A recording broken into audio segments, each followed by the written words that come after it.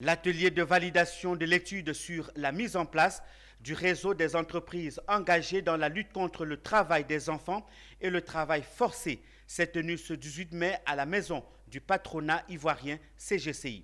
Cette rencontre vise à mettre en place un cadre durable des entreprises en Côte d'Ivoire sur le travail des enfants et le travail forcé. Amidiara Souba. Le travail des enfants et le travail forcé sont des phénomènes qui dissipent notre société. Une rencontre pour le renforcement des capacités s'est déroulée à la maison du patronat. Cet atelier s'inscrit dans le cadre du renforcement des capacités des employeurs et des entreprises du secteur privé en matière de lutte contre le travail des enfants. Sujet préoccupant pour le gouvernement et les entreprises depuis plusieurs années. Les entreprises déploient plusieurs initiatives en vue de réduire l'impact négatif de ce phénomène sur le business. Toutefois, les défis liés au travail des enfants persistent.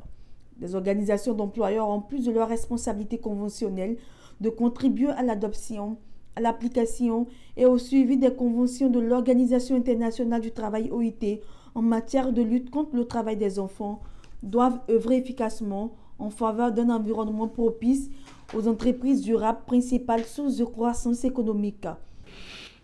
Les entreprises occupent les différents secteurs économiques et dans certains de ces secteurs-là, on retrouve le travail des enfants.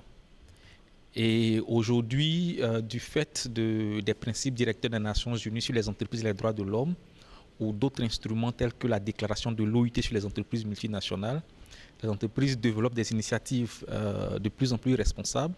Donc, elles œuvrent à lutter contre le travail des enfants dans leur chaîne d'approvisionnement. Ce projet vise à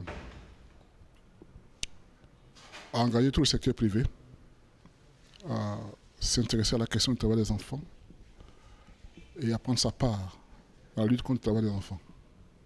Et dans le secteur privé, il y a des secteurs qui sont clés. Il y a notamment le secteur de la cacaoculture, de l'or, qui sont les principaux secteurs concernés par ce projet-ci. Mais au-delà de ces deux secteurs, c'est tout le secteur agricole qui est concerné. Pour rappel, l'Organisation internationale du travail OIT, près de 150 millions d'enfants travaillent dans le monde. Près de la moitié d'entre eux sont abstreints à l'une des pires formes de travail des enfants.